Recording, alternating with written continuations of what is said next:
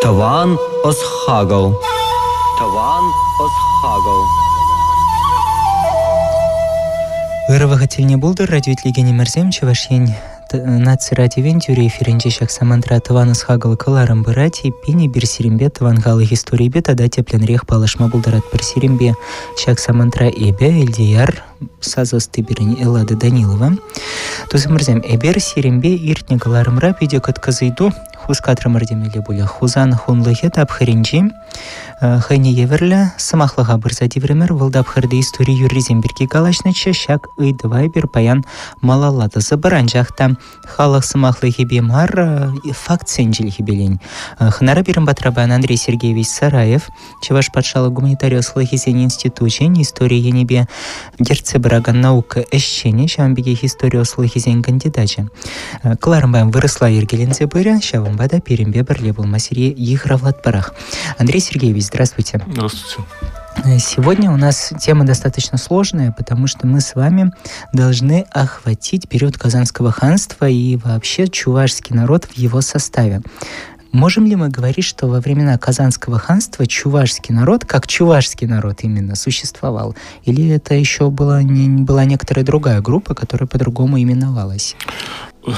Вопрос действительно наисложнейший, о который бьются, можно сказать, даже не только с советского времени, но еще и с дореволюционного времени.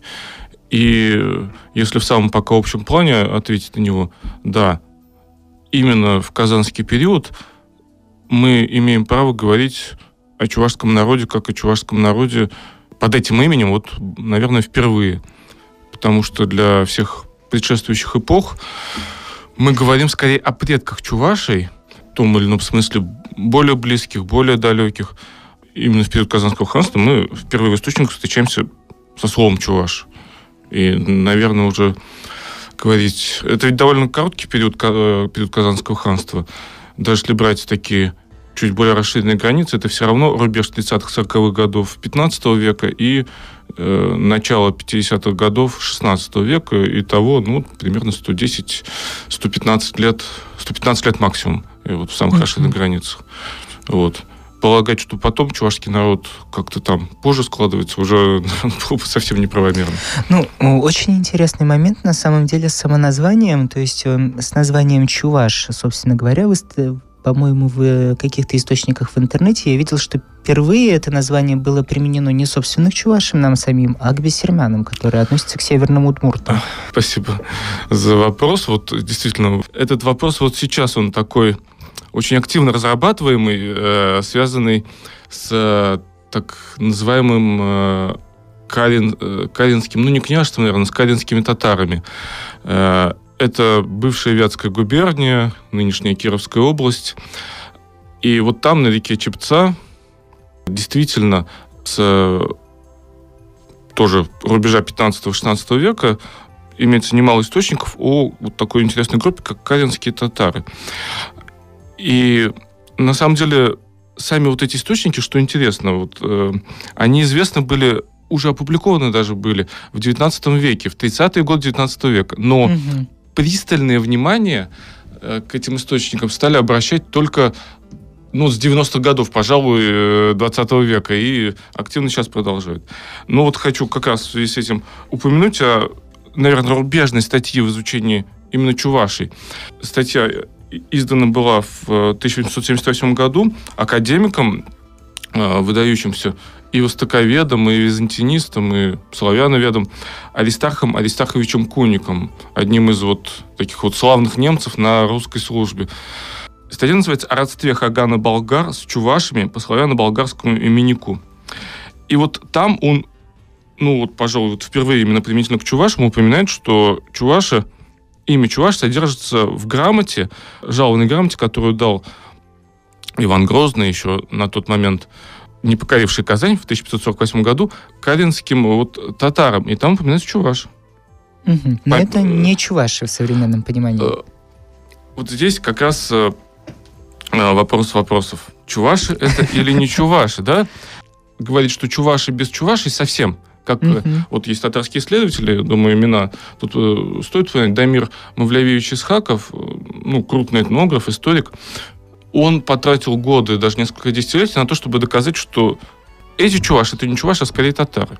Ну вот я специально перед сегодняшним нашим выпуском выписал из его статьи название, как раз вот, как вы упоминали, бессермянских частей вот этого Каринского, княжества. Княжества, будем говорить, да. Вот, село Нижнее Карино. Части в нем, да, смотрите. Абаш, Авыл, Арслан-Авыл, Кач-Авыл. Что это, удмуртский язык? Определенно нет. Определенно нет, да? Значит, вообще вот в надписях, таких надгробных, в которых еще в начале 19 века обнаружили чувашизмы, мусульманских надгробных надписях времен Золотой Орды, это 14 век, это конец 13 века, вот там вот на это слово «авыл» обращали внимание, потому что как по-чувашски сын, на своем, да, то есть гласные переставлены, но тем не менее. С другой стороны, ведь по-арабски «ы» и не напишешь вообще никак. Я, к сожалению, в арабском языке никак. Там условий для того, чтобы «и» написать нет. Поэтому вот. А по-татарски сын будет «ул». Да, вот, никак. Поэтому мы видим Арслан-Авыл, да, сыновья льва, да, Абаш, у нас тут Абашева есть. Поэтому говорить, что это бессермяне, то есть это такие удмурты и нет чуваши, я думаю, не имеем права. Чуваши были, видимо, и там. Судя по материальной культуре бессермянского, малочисленного народа, наверное, сейчас правильно говорить так, это определенно родственники средненизовых чувашей, да, потому что и по оформлению одежды, хотя одежда это такое, конечно, поп-культурное, но тем не менее. Тухьи, да, и прочее. Да. Поэтому, действительно, сейчас там чувашей нет, и их там не было уже, наверное, в веке в 17-18, как таковых чувашей не было. Но топонимика и документы говорят, что или они ассимилировались, или частично потом ушли. Андрей Сергеевич, вот вообще, если мы говорим о чувашах как о современном народе, о нас, да, возникает такой вопрос. При Казанском ханстве есть ли какие-либо данные о том, как наши предки вообще жили, и смогли ли они в этот этап консолидироваться вот именно в тот чувашский народ, который, в общем-то, и есть мы теперь? Вообще текстов исторических, написанных об этом периоде, очень много. Но если вот мы так вот присмотримся к этим текстам, конкретики мы найдем мало. И вот есть такая большая проблема в европейской науке еще, наверное, в первой половине 20 века об этом говорили, проблема повествовательных источников, или, по-научному говоря, нарратива. Когда нужно изложить историю связанным текстом. Чтобы удобно было читать. И тогда все сложности мы немножечко убираем. Вот так, заметаем под ковер. И излагаем связано, как есть. Так вот, беда в том, что для связанного, как есть изложения, у нас невероятно мало источников. Какие у нас есть, собственно, татарские источники от периода Казанского ханства? Вот именно нарративных, то есть летописей повествовательных нет вообще. Совсем нет. То есть государство было, а летописей ничего нет? Нет, да. Мы можем предполагать, что они, возможно, были, но сгорели. При взятии Казани. При взятии, или при разных взятиях, да, оно же было не одно взятие Казани, на самом деле. Русские войска вступали в Казань за эти 100 лет не раз. В том или ином качестве, да, и последний раз вот это уже было именно взятие полноценное. У нас есть какие-то, собственно, татарские тексты, которые в семьях, в разные тоже пожалования хранились, но большая проблема этих источников, ими сейчас занимаются в Казани, в том, что их очень активно в XVIII веке подделывали. Зачем? Затем, что русское правительство признавало права на те или иные имения, земли за семьями. И, в общем, даже подделывали золотоордынские печати. Очень искусно и так далее. Поэтому большого доверия тем источникам нет. Есть, вы знаете, наверное, слышали, такая Джакфар Тарихы. Конечно. Летопись.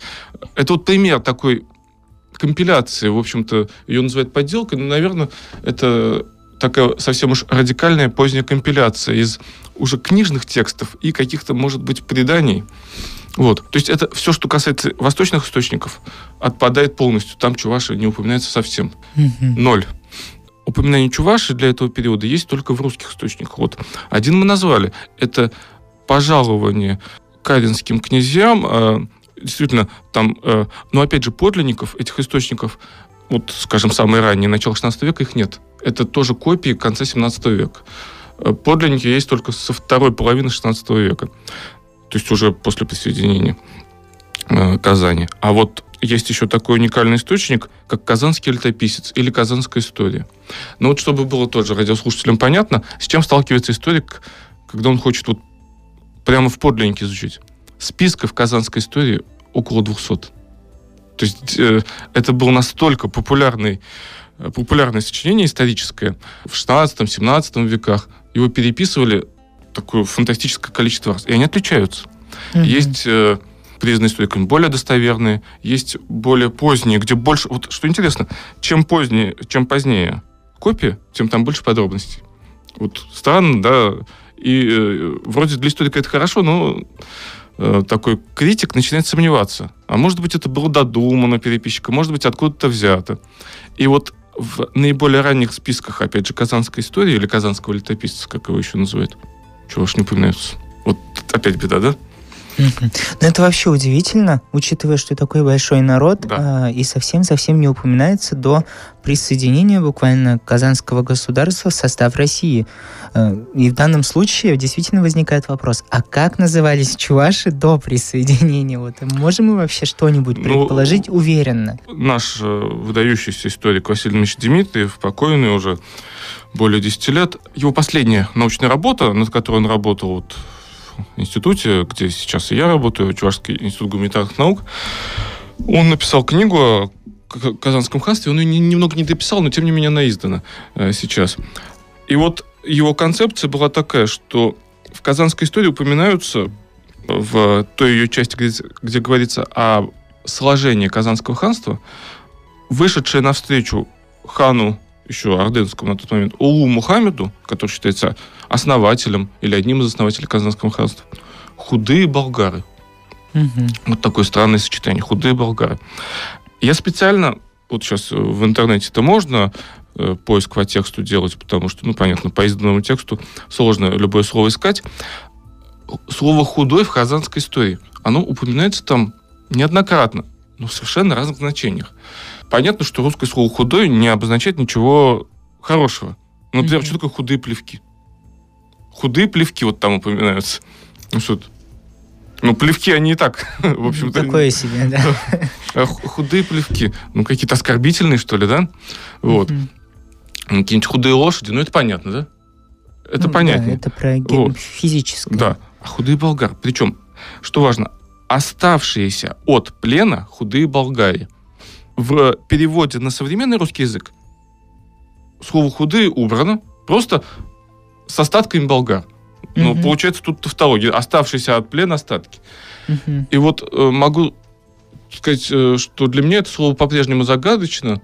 Василий Ильич считал, что это, не малочисленные, что ли, болгары, какие-то, не знаю, голодные, побитые, в каком-то таком смысле. Можно еще такое предположить. Вот как в «Путешествии Афанасия Никитина» источники по времени, о котором говорится в Казанской истории, того же времени, то есть это последняя четверть, последняя треть 15 века, и Афанасий Никитин, как вы знаете, наверное, он по Волге шел, то есть через Казань, вот через эти места. И вот русские люди, чем интересно хождение Афанасия Никитина, торговцы, они ведь знали татарский язык, тюркский, мы слово татарский, наверное, не совсем правомерно говорить для этого времени, знали персидский. И мы видим, там вставлял он. Так вот, по-персидски «Бог будет худай». Худай. Вот. Вполне возможно, что в данном случае здесь произошла, научным языком говорят, контаминация, когда есть похожие слова своего языка и взятое из какого-то похожее слово. Может быть, это какие-то божьи болгары, да? Может, имеется в виду, что они мусульманами были, и переписчик не очень это понял, потому что автор «Казанского летописца» мы не знаем кто. Но можем предполагать, что он жил в Казани и хорошо знал обстоятельства и вполне себе мог владеть языком. Поэтому пока я это понятие оставляю как загадку для исследований, и не уверен, что будет ответ. Но есть еще один фрагмент. Худай в современном татарском. Да. Худай. Да. Есть еще один фрагмент в казанской истории, где говорится о черемисах. Вот еще одно слово мы не упомянули с вами. Дело в том, что названием черемисы в обыденном русском языке вплоть до конца царского времени, начала советского, обозначались и чуваши, и татары. И чуваши, и марийцы, извините. Да. А удмурты, например, обозначались как ватики. Ватяк. Вот. Все эти слова в казанской истории уже есть. То есть черемис, ватяк, все это встречается? Да, отяк только, без «в». Угу. Вот, и черемис, и ватяк. И вот очень интересное упоминание, что ведь в казанских землях проживают 2 черемисы, объединяющие 3 народа. Вот видите, как интересно. Угу. Значит, какие-то черемисы? Одна горная, говорится, да, одна луговая, а еще есть одна, которая кокшайская и ветлужская, то есть лесная. И можно предполагать, что третий язык, вот комментаторы этого фрагмента говорят, что третий язык, наверное, как раз ватяцкий, удмуртский. Но в данном случае, вот в данном фрагменте ватяки не упоминаются. Он упоминается в другом фрагменте. Мы можем также законно предположить, что 2 черемисы все-таки имеются в виду, это горные и луговые марийцы, а еще один язык. Это чувашский, потому что еще одно упоминание о чувашах, уже связанное с вот уже в русских источниках, связанное с присоединением Казани, это когда в истории князя Андрея Курбского, написанной, когда он был уже в бегах в польско-литовском государстве Речи Посполитой, он вспоминает, как вот войско русское переправилось через Суру, и кто их там встретил сразу на другом берегу Суры, черемисы Нагорные, по их языку, да, называемые чувашей, то есть язык особливый, он пишет. Уже сразу вот он выделяет. Поэтому вот этот как раз черемисы с 3-м языком казанской истории вполне вероятно имеются в виду именно чуваши. То есть для внешних источников разделения между марийцами и чувашами на тот момент, видимо, были не очень как-то представлены и с точки зрения языка, и с точки зрения, видимо, этнографических каких-то особенностей. Ну вот когда столкнулись вот напрямую, да, уже сразу поняли, что язык другой. Это вот, если уж для русского уха князя Андрея Курбского сразу он было понял, да, что другой... Вроде черемисы, да?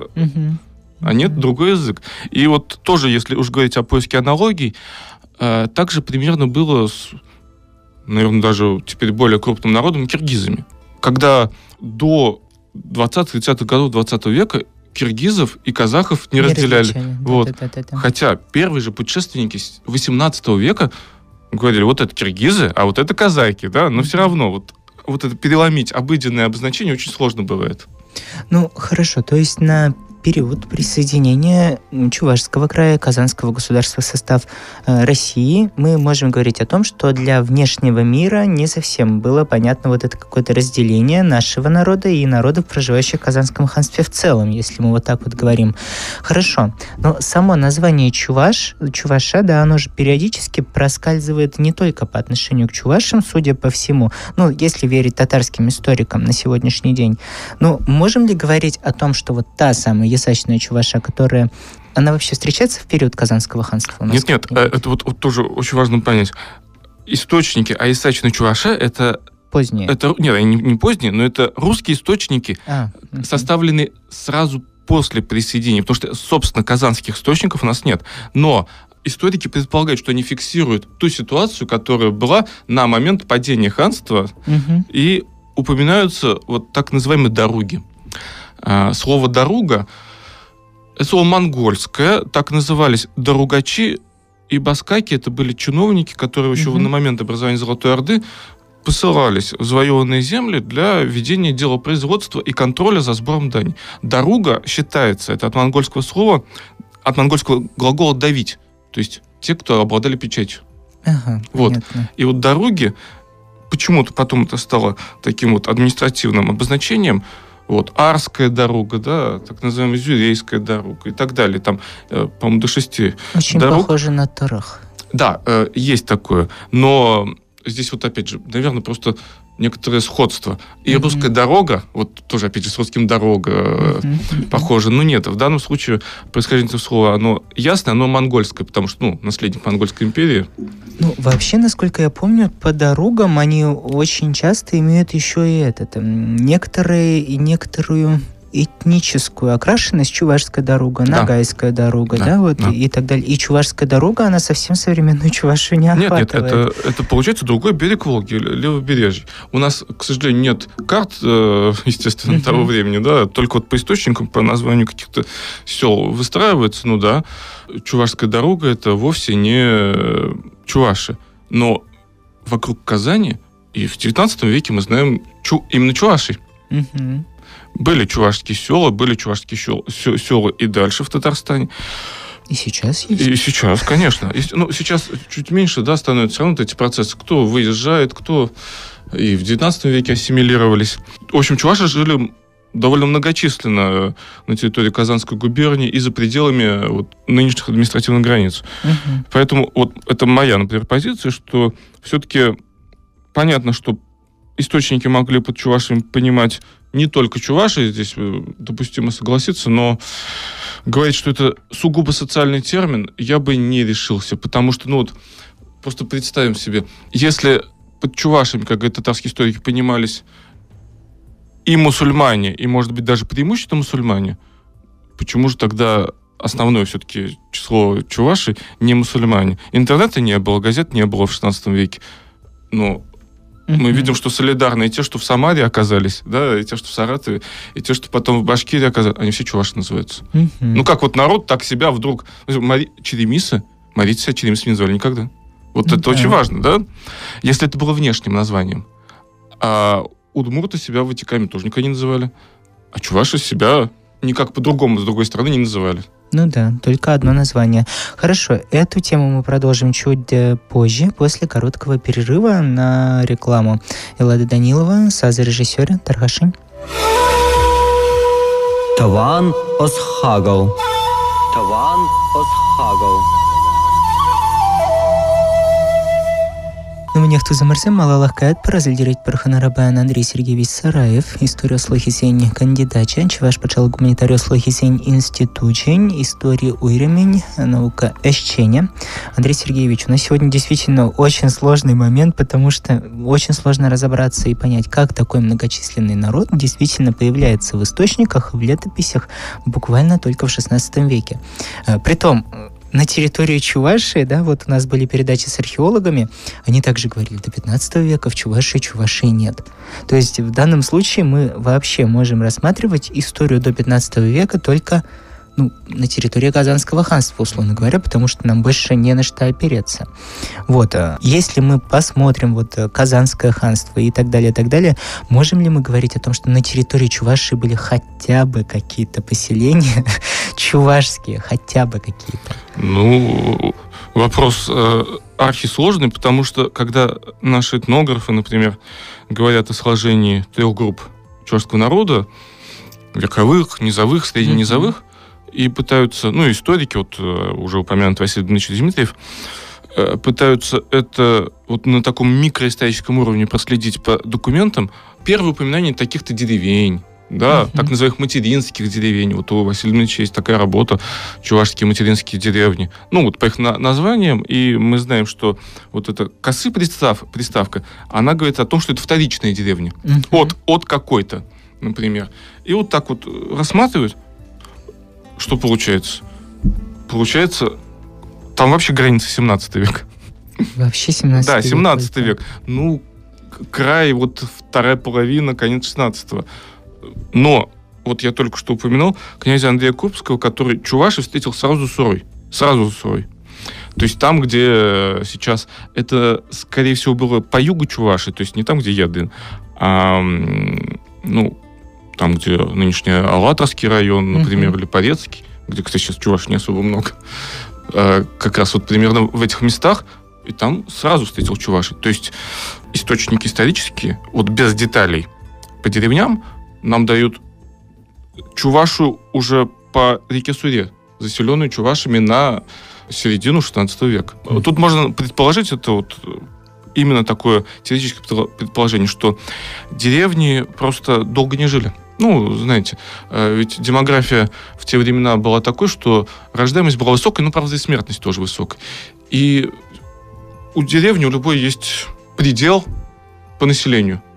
Да, столько-то дворов, все, семьи размножились, куда деваться? Молодых на новое место. И вполне возможно, что некоторые деревни потом просто уходили, а потом в 17 веке, когда это стали учитывать уже детально, те первоначальные деревни, потому что их не могло не быть на начало 16 века, они уже не записывали, а в народных преданиях даже можно так предположить, что названия сами по себе, они сохранялись. Просто они перемещались с места на место вот в пределах районов. Но это ставит еще одну проблему, которая тоже на современном уровне решаема. Как быть с группами вот этими 3? Этнографическими. Да, потому что считается, что вот там низовые, они довольно поздно сложились, и потом вот расселялись довольно поздно, еще в XVIII веке.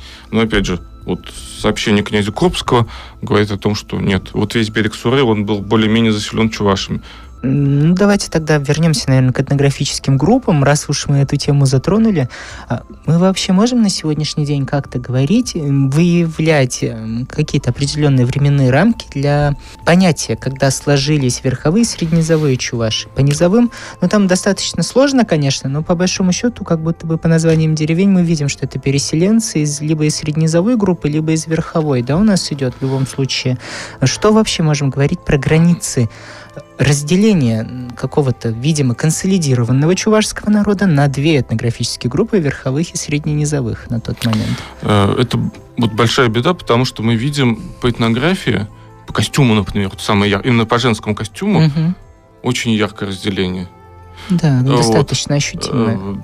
Можно даже сказать, что 2 разных народа, если брать вот костюмы, потому что, ну, или, скажем, такие вот, как между русскими группами, скажем, Архангелогородский и Рязанский. Вот, ну, вообще ничего общего, да, в костюме нет. Ну, тут, понятно, сотни километров. А здесь такое... рядом. Да, тут такое тесное проживание, такие отличия. Поэтому в этнографии есть несколько концепций. Одна из них говорит о том, что, ну, вот, эти отличия связаны с поздними контактами, вот, скажем, верховых с горными марийцами. Но тут сразу возникает вопрос, а какой был костюм горных марийцев? Мы ничего не знаем на момент вот 16 века. И не обратное ли это влияние? Ну, там, с мордвой. Но по поводу мордвы тоже сразу возникает вопрос. У мордвы очень долго сохранялся традиционный финно-угорский костюм, средневековый, ранний средневековый, когда вся одежда была зашита вот этими бронзовыми разными нашивками, утиными, гусиными лапками, коньками, шумящими подвесками, чем угодно. Вот. У чувашей ничего такого нет. Нет. У чувашей мы что видим? Это монеты. Это монеты, это бисер и вышивка. Вообще вышивка – это такая мощная культурная струя, и у нас не случайно вышитая карта возникл проект, которая приходит в Поволжье. Ну вот археологически, конечно, вышивку сложно фиксировать, но мы должны предполагать, что если были нашивки, вышивки быть не могло. Ну, а где она будет? Если костюм... Верно. Вот. То есть она... Поэтому мы с достаточным основанием можем сказать, что едва ли не чуваши эту вышивку принесли. Вопрос, когда? Вот. Поэтому другая версия все-таки говорит о том, что они могли с мест первоначального своего выселения, ну, вот на эту территорию, но сразу возникает вопрос, откуда, прийти разными группами. Уже разными группами. Может быть, с каким-то временным промежутком. Вот. И вот эта попытка по деревням вот так все посчитать, это ведь могло быть вторичное, третичное расселение, когда этнографические отличия уже были.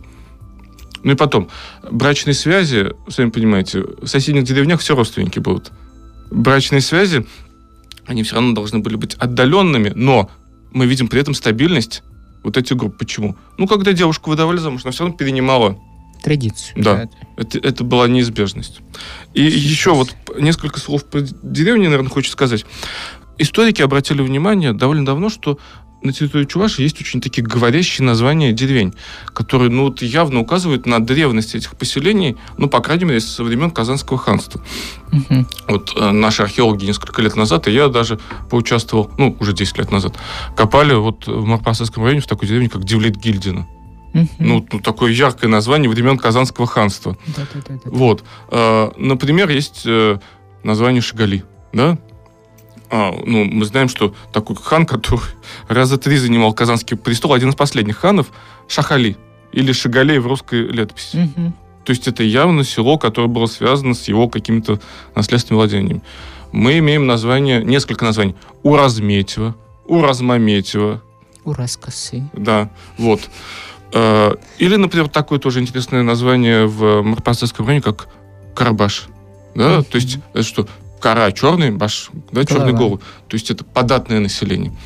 И это нам говорит, вот как раз я не знаю, на тех ли они местах, не на тех ли, когда были, но, по крайней мере, говорит о том, что это память о тех селах, которые принадлежали, это вот такие феодальные, говоря старым языком, владения, пожалованные, или даже вот ханские, вот Шигали, да, вот можем предположить. Значит, территория Чувашии была плотно уже заселена в времен Казанского ханства, и население так или иначе подчинялось и выполняло какие-то повинности, сдавало зерно, мед, пушнину, как говорят, где-то охотилась на белок, например, в пользу ханов казанских. И именно вот почему мы упомянули выше ясачных чувашей, основной налог такой, он и назывался ясаком. И по мере продвижения русского государства на восток и дальше на Урал, в Сибирь, вот это слово «ясак», и казаки, вот Ермак, и последующие первопроходцы говорили о присоединении тех или иных новых народов объясачить. То есть обложить прежним налогом, который они платили своим предыдущим правителям, разным наследникам Золотой Орды. И вот этот ясак, он и был основным налогом, который очень долго сохранялся и уже в русском государстве. Но считается, чтобы привлечь на свою сторону вот местное население, этот ясак уменьшали.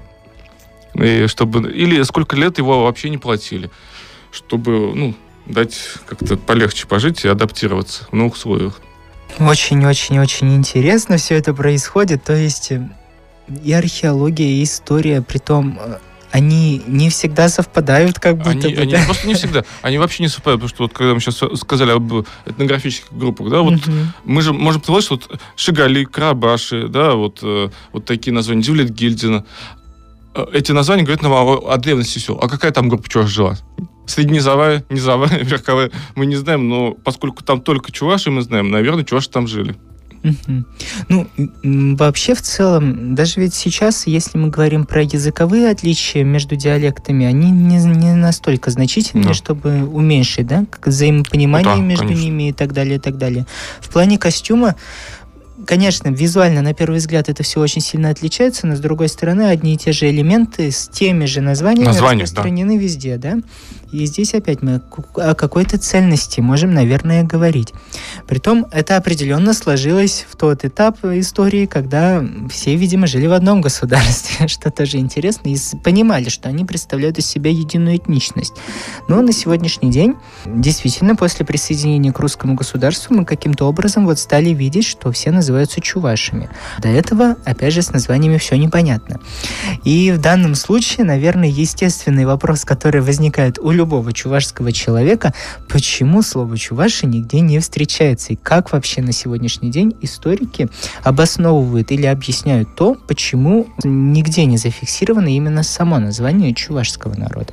Вот единственный на данный момент, вот если говорить именно об историческом, не о лингвистическом предположении, которое высказывалось неоднократно, вот и в XIX веке, мы уже упоминал академика Куника, и в 20 веке нашим академиком Михаилом Николаевичем Тихомировым, который много написал работу о присоединении народов коренных к России, что чуваши скрываются под каким-то другим названием. Мы уже говорили о болгарах, как вариант. Черемисы, да, что под названием черемисы источники видят.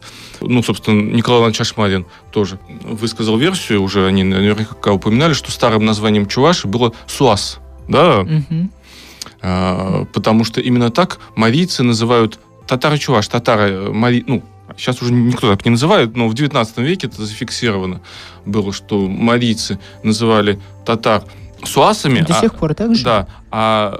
Значит, суасла-мари чуваши называли. Это горные. Да, горные. Звениговские, как Марин называют. Да, вот. Просто сейчас уже, конечно, в обиходе чуваши и татары стало, но вот это название Суас, оно загадочное. Оно говорит о том, что название Суас, да, мы сейчас не говорим о названии города Сувар там и так далее. Здесь разные есть версии. Но вот название Суас ни в каких источниках не встречается, только вот взято из марийского языка, из двух его диалектов, горного и лугового. Но лингвисты очень осторожно относятся к этому переходу, и даже Ашмарин не мог 100% доказать, вот как Суас могло соответствовать чуваш. То есть то, как это Ашмарин пытался, современные лингвисты не то чтобы не признают, но не считают это достаточно лингвистически доказанным, потому что название чуваш, вот оно как есть, оно не менялось. Поэтому это вот большая загадка, над которой вот ответы разные уже есть сейчас, и они еще будут предполагаться. Я думаю, что последующие какие-то гости вашей передачи тоже будут свои версии говорить, как же это произошло, но пока оставляем этот вопрос открытым. Единственное, можно сказать, что чуваши сами себя, мы не знаем других слов, чтобы чуваши себя каким-то другим словом еще называли, кроме как чуваш. И на сегодняшний день мы можем говорить о том, что чуваши начали называть себя чувашами именно в 16 веке. По крайней мере, да, при встречах они строго себя называли чувашами. Они их чуваша завомая. Да. Очень интересно. Огромное спасибо, Андрей Сергеевич, за то, что вы пришли и рассказали нам подобные интересные нюансы чувашской истории. Думаю, это всем было безумно полезно, потому что всегда интересно заглянуть и посмотреть, кто мы такие есть. И здесь мы поняли, что, видимо, все гораздо сложнее и намного интереснее, чем можно было предполагать. Хорошо. Тут я мазельдерить пропирим патрахана рабан Андрей Сергеевич Сараев Пульча. Выберни историю слыхизень кандидача. Чеваш пачала гуманитарию слыхизень институтень. Истории бань наука эщене. И берсеримбе хузан хунлыхин дабхринчи чевашсен истории бергеда, да? Он хыщенхи каштах вагатне парзати времер. Сирембе паяны бы булдым Ильдияр, каларамра сазасты Булаганевара и Лада Данилова. Эфир предель был ченчибер. Таван Осхагал. Таван Осхагал.